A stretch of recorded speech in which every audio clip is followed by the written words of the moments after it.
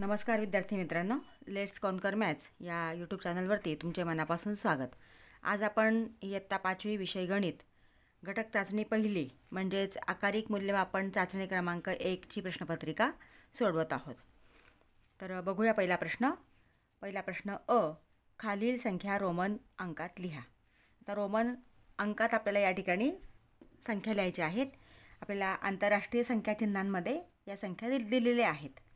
तर 50साठी रोमन संख्या चिन्हांमध्ये एल वापरतात. 18 म्हणजे 10 अधिक 8 म्हणून 10साठी संख्या चिन्ह आहे एक्स आणि 8 VII. नंतर 6 म्हणजे 5 अधिक 1 म्हणजे 5साठी V आणि हा I VI. आणि 500साठी D हे अक्षर वापरतात. अशा पद्धतीने आपल्याला कोणत्याही रोमन संख्या आल्या तर आंतरराष्ट्रीय संख्या चिन्हांचा रोमन संख्या चिन्हात किंवा रोमन संख्या चिन्हांचा आंतरराष्ट्रीय संख्या चिन्हात लिहायला प्रश्न येऊ शकतो. याप्रमाणे तो लिहायचा आहे. आता पुढचा ब प्रश्न आहे 3, 5, 0, 7, 4 हे अंक एकदा वापरून सर्वात मोठी व सर्वात लहान 5 अंकी संख्या लिही.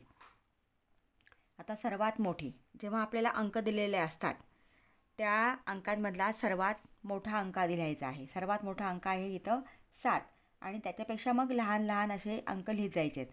आता 7 नंतर कुठला आहे 5,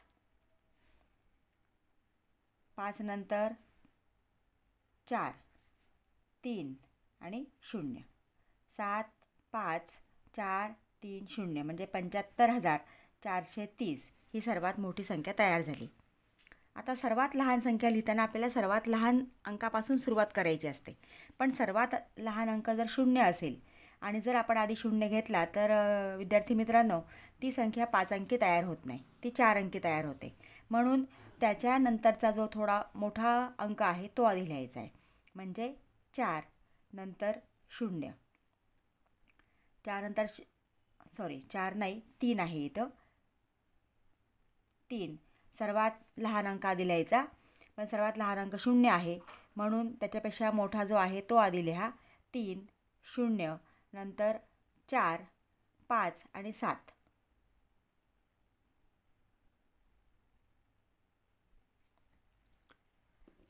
म्हणजे 30,457. जर आपण 0पासून लिहिलं बघा मित्रांनो तर काय होतं, आपण आधी सगळ्यात लहान अंक इथं 0 घेतला, मग 3 नंतर लहानापासून सुरुवात करायची मोठ्यापर्यंत, मग 0, 3, 4, 5, 7. तरी ही संख्या 5 अंकी तयार होत नाही, 4 अंकीच तयार होते. म्हणून याप्रमाणे लिहायचं नाही, तर हे चुकीचं आहे.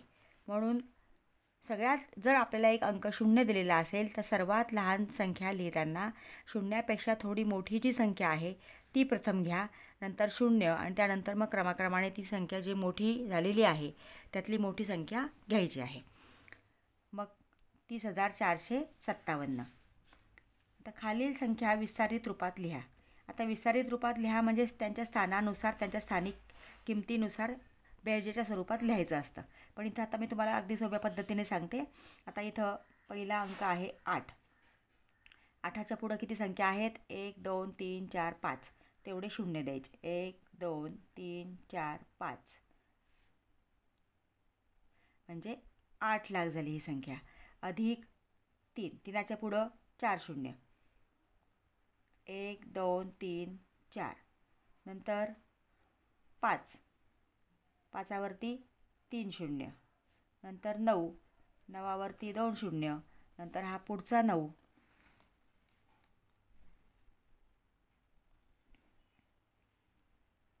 1 0 90 अधिक 9. अशा पद्धतीने विस्तारित रूप आपल्याला कोणत्याही संख्येचं लिहिता येतं. आता पुढचा ई प्रश्न आहे 42,311 अधिक 65,36,624. आता ही आपल्याला बेरीज करायची आहे. अंक थोडेसे मोकळे लिहा, थोडी जागा सोडून लिहा म्हणजे आपल्याला बेरीज व्यवस्थित करता येते. आता ही संख्या लहान आहे आणि ही मोठी आहे तरी त्याप्रमाणे आपण फक्त एकक खाली एकक, दशक खाली दशक, शतक खाली शतक म्हणजे इथे एकक किती आहे 4. मग एकक खाली एकक आला पाहिजे, दशक खाली दशक आला पाहिजे, शतक खाली शतक. याप्रमाणे हजार खाली हजार, दशहजार खाली दशहजार. म्हणजे याप्रमाणे आपण संख्या लिहिल्या तर आपलं उत्तर चुकणार नाही. आता आपण यांची बेरीज करूया. 4 आणि 1 5, 2 आणि 1 3, 6 आणि 3 9, 6 आणि 2 8, 4 आणि 3 7, 5शी 5, 6शी 6, कारण इथं काही संख्या आपल्याला मिळवायला नाहीच आहे. म्हणजे अशा पद्धतीने ही संख्या इथं बेरीज आलेली आहे 65,78,935. त्यातलं आता दुसरं गणित आहे वजाबाकीचं. 23,45,678 वजा 9,87,654. आता इथंसुद्धा आपल्याला एकक खाली एकक, दशक खाली दशक याप्रमाणेच लिहायचं असतं. आता ही वजाबाकी 8तनं 4 गेले 4, 7मधनं 5 गेले 2, 6तनं 6 गेले 0. आता 5मधनं 7 जात नाही म्हणून 15 घेतले आपण. 15तनं 7 गेले 8. इथं आपण हातचा इथं परत देऊया. अशी सोप्या पद्धतीने तुम्ही जर केली तर वजाबाकी लवकर करता येते. तर आणि याच्यामध्ये हा आपण परत केलेला जो आहे तो मिळवायचा आहे. म्हणजे 8 आणि 1 9, म्हणजे 14तनं 9 गेले 5, हातचा 1, 9 ने 1 10, 13मधनं 10 गेले 3, हातचा 1, 2तनं 1 गेला 1.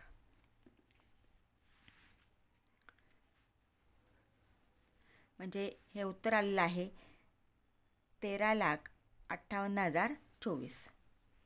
आता पुढचं प्रश्न आहे. क्रिकेटच्या एका सामन्यासाठी पहिल्या दिवशी 23,456 व दुसऱ्या दिवशी 14,978 तिकिटे विकली गेली, तर एकूण किती तिकिटे विकली गेली? आता इथं आपल्याला एकूण किती तिकिटे विकली गेली म्हणजे यांची आपल्याला बेरीज करावी लागेल. ज्यावेळेस एकूण काढायचं असतं तेव्हा बेरीज करतो आपण. मग 23,456 अधिक 14,978, 8 आणि 6 14, चला 1, 7 5 12 आणि 1 13, हातचा 1, 9 ने 1 10 आणि 4 14, हातचा 1, 4 आणि 1 5 आणि 3 8, 2 आणि 1 3, 38,434 तिकिटे विकली गेली. आता ज्यावेळेस शाब्दिक उदाहरण असतं त्यावेळेस तुम्ही खाली इथं उत्तर पूर्ण वाक्यात लिहायचं असतं. तर एकूण 38,434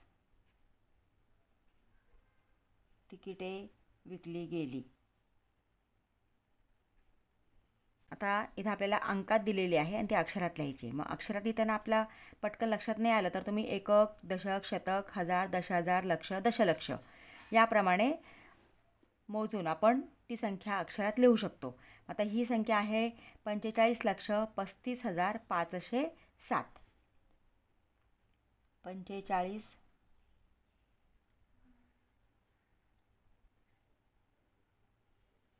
लक्ष लिहा किंवा लाख शब्द लिहा. 45,35,000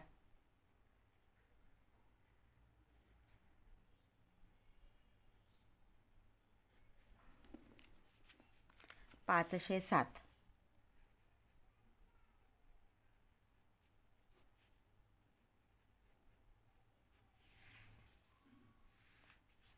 त्यातलं दुसरं गणित पुन्हा इथं एकक, दशक, शतक, हजार, दशहजार, लक्ष, दशलक्ष म्हणजे 70 लक्ष 100.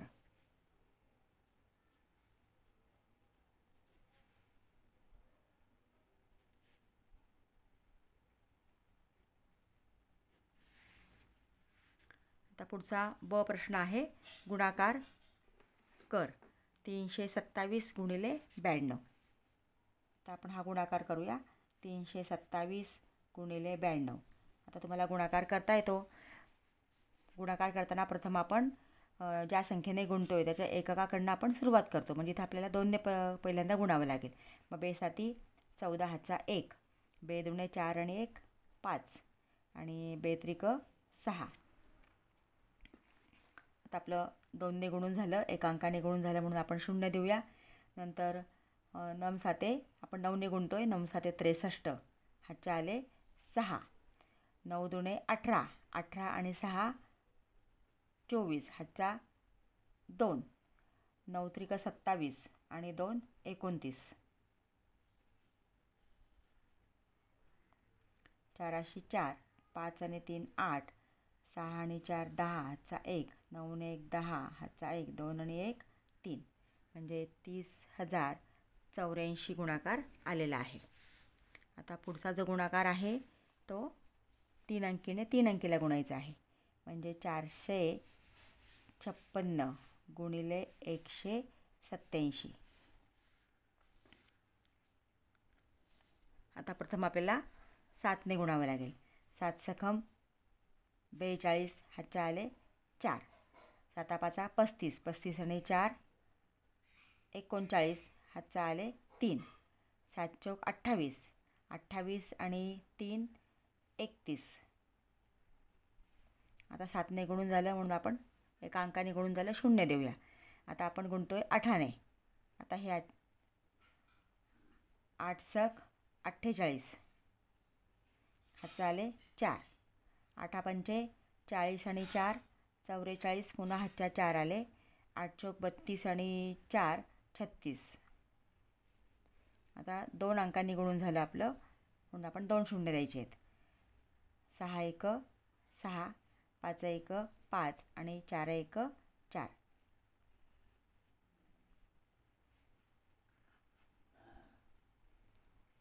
बेरीज करूया आता. 2 आधी 0 आधी 0 2. 9 आणि 8 17, हातचा 1. 6 आणि 4 10 आणि 1 11 आणि हा 1 12, हातचा 1. 5 आणि 1 6 आणि 6 12 आणि 3 15, हातचा 1. 4 आणि 3 7 आणि 1 8. म्हणजे 85,272 गुणाकार आलेला आहे. आता पुढचा क प्रश्न आहे. 35 किलोग्रॅम गव्हाची किंमत 910 रुपये आहे. तर गव्हाचा दर काय? म्हणजे आपल्याला 1 किलोची किंमत या ठिकाणी काढायची आहे. मग इथं 35 किलोग्रॅमची म्हणजे अनेकांची किंमत दिलेली आहे आणि त्याच्यावरून आपल्याला एकाची किंमत काढायची आहे म्हणजे भागाकार करायचा असतो. मग इथं 910 भागिले 35. आता 35ने आपल्याला 91ला भाग द्यायचा आहे म्हणजे 35 गुणिले 2. 2 पंचे 10 चा 1, 2 त्रिक 6 आणि 1 7. म्हणजे 2चा भाग जातो आहे.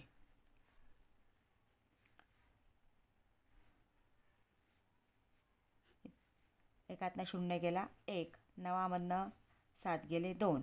आता हा वरून आपण 0 घेतला इथं म्हणजे 210 संख्या तयार झाली. आता 35ने आपल्याला 210ला भागायचं आहे. मग इथं शेवटी 0 आहे तर 0 कोणकोणत्या अंकाने येतं बघा. 5 चौक 20 म्हणजे आपण 4ने गुणलं तर 0 येणार आहे. म्हणजे थोडासा आपण इथं असा अंदाज घेऊ शकतो. मग समजा आपण 4ने गुणलं तर 210 येतं आहे का बघूया. 4 पंचे 20, हातचा 2 आले. 4 त्रिक 12 आणि 2 14, 140 नाही येते. मग 5 5 25, 5 30 म्हणजे आपण 35ला 6ने गुणूया. 6 पंचे 30, हातचा 3 आले. 6 त्रिक 18 आणि 3 21 म्हणजे 6चा भाग जातो आहे. 6ने भाग दिला 210. इथं वजाबाकी केली आपण 0 0 0 म्हणजे 1 किलोग्रॅमची गव्हाची किंमत 26 रुपये आहे. म्हणजे गव्हाचा दर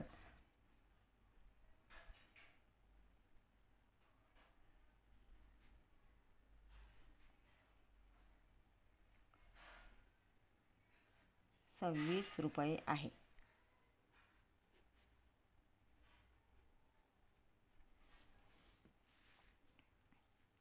पुढचा तिसरा प्रश्न, खालील संख्या अंकात लिही. आता इथं आपल्याला अक्षरात दिलेली आहे 4,25,300. आता ही संख्या आपल्याला अंकात लिहायची आहे. मग तुम्ही इथं जर तुमच्या असं लक्षात नाही आलं पटकन, कारण बऱ्याच वेळेला आपल्याला अक्षरात दिली असेल तर ती अंकात लिहिताना थोडंसं गोंधळ होण्याची शक्यता असते. इथं आपण एकक, दशक, शतक, हजार, दशहजार, लक्ष आणि प्रत्येक घरामध्ये आपण अंक लिहिले आहेत. 4 लक्ष म्हणजे इथं 4 येणार आहे. 4,25,000.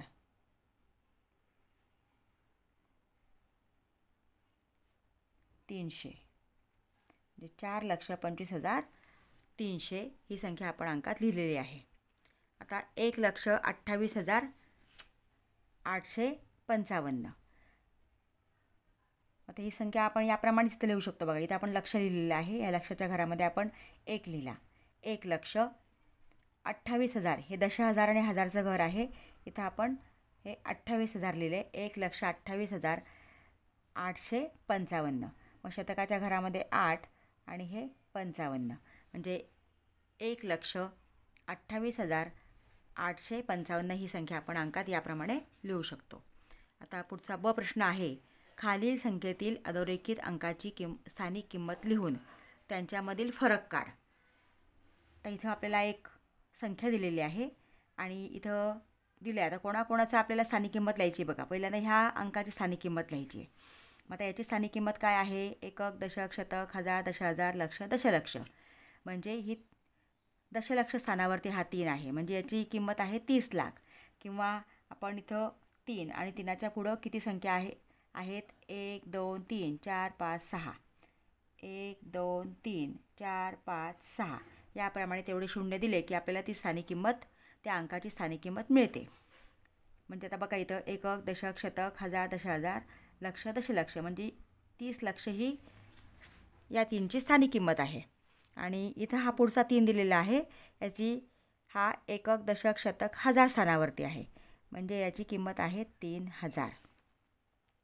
आणि यातला आपल्याला फरक काढायचा आहे. आता ही 30 लक्ष मोठी संख्या आहे. इथं आपण लिहून घेऊया, वजाबाकी करूया.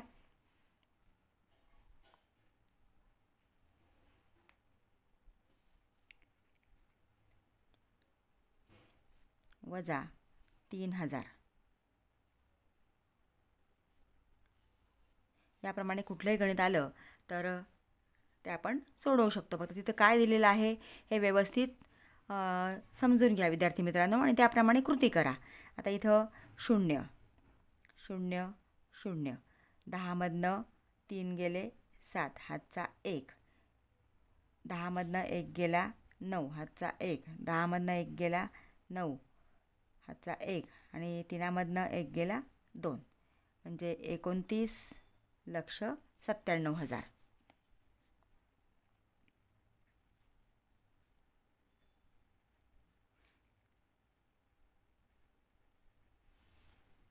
$29,97,000 हा त्या स्थानिक किमतीतला फरक आलेला आहे.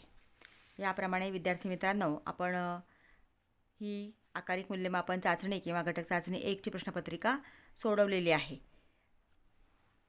विद्यार्थी मित्रांनो, तुम्ही अजून चॅनलला सबस्क्राईब केलं नसेल तर प्लीज चॅनलला सबस्क्राईब करा. बेल आयकॉन प्रेस करा म्हणजे पुढच्या व्हिडिओचे नोटिफिकेशन्स तुम्हाला मिळतील. आपल्या मित्रांना व्हिडिओ शेअर करा आणि व्हिडिओला लाईक करा. थँक्यू.